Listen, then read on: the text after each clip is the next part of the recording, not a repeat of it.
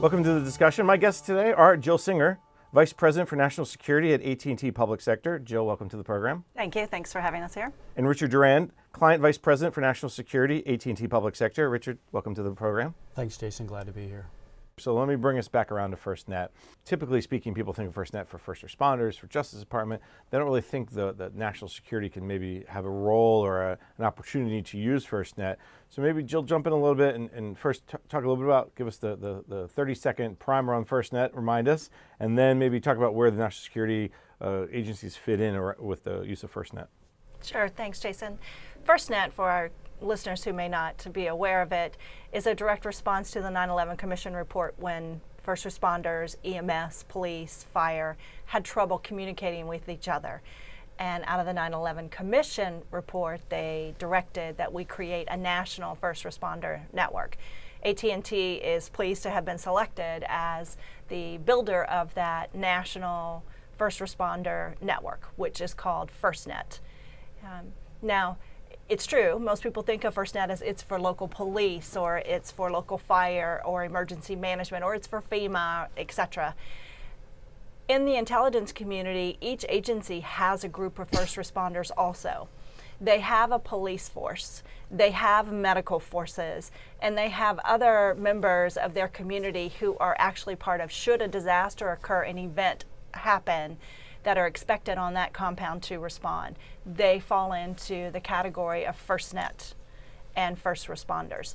We're working with the intelligence community agencies to make sure they understand the capabilities of FirstNet and how they can access FirstNet so that their first responders are on the same network as the local first responders should an event occur at their compound or near their compound or their location, wherever it may be. But it's important that they have the same access as the local EMS or the local fire department or the local police, and bringing them into it.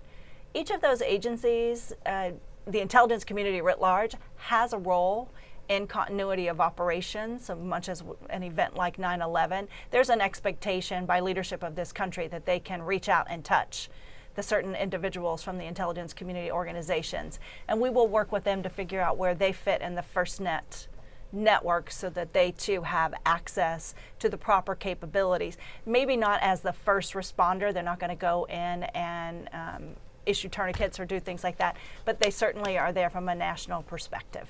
And I imagine as cybersecurity continues to get more, a bigger part of this discussion about first responders, right? If you think about attacks against critical infrastructure, that there's going to be a role that they'll play in that too. So that also kind of adds to the need for them to be a part of this discussion, if you will. Are they part of the discussion yet? Do they realize that they're included in FirstNet, so to speak? Yeah, I think they do.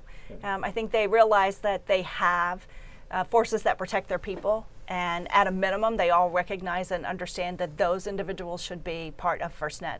In the larger national conversations on critical infrastructure or first response, the intelligence community is heavily involved with the rest of government and with industry in the conversations, be they policy conversations or technology conversations or cyber protection. Richard, maybe what are you seeing from your perspective when you talk to clients about FirstNet and more generally about first responder, the tools and capabilities that are out there for them? A lot of interest, Jason. A lot of these clients have legacy land mobile radio systems that are deployed that we've got to work with them to interoperate with FirstNet. But I think there's a lot of interest. We have some FirstNet trials going on even within the national security space.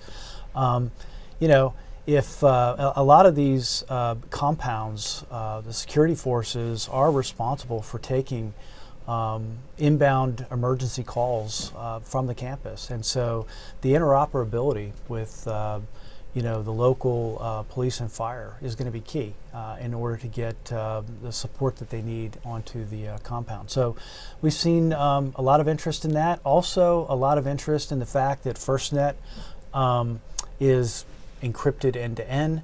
It's got its own distinct evolved packet core that AT&T brought online recently with its own 24/7 support infrastructure that's dedicated to the FirstNet network.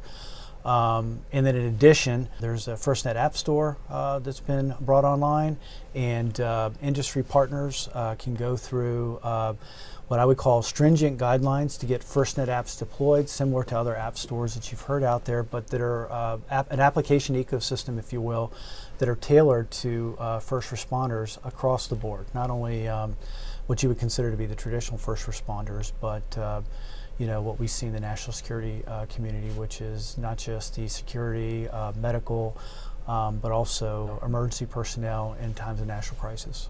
This has just been a fascinating conversation. Let me ask each of you to sum up the discussion we've had over the last hour or so.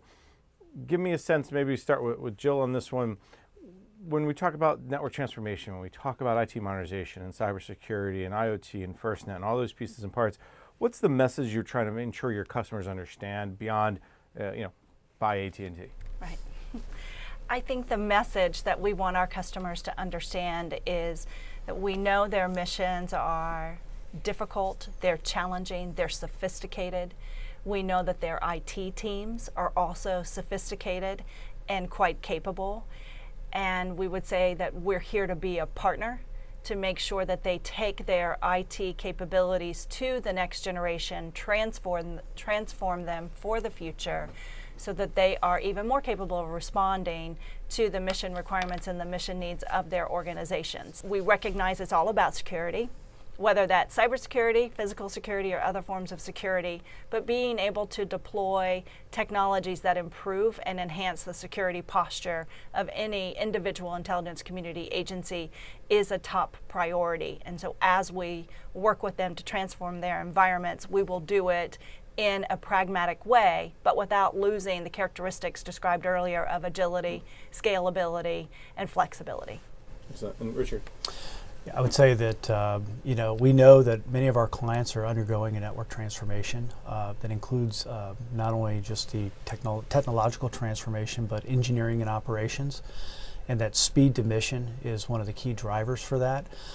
We want to work with our customers to help them move from what we would call a reactive environment on a continuum of proactive, adaptive, and then predictive in order to drive efficiency and maintain uptime, resiliency, and support their missions.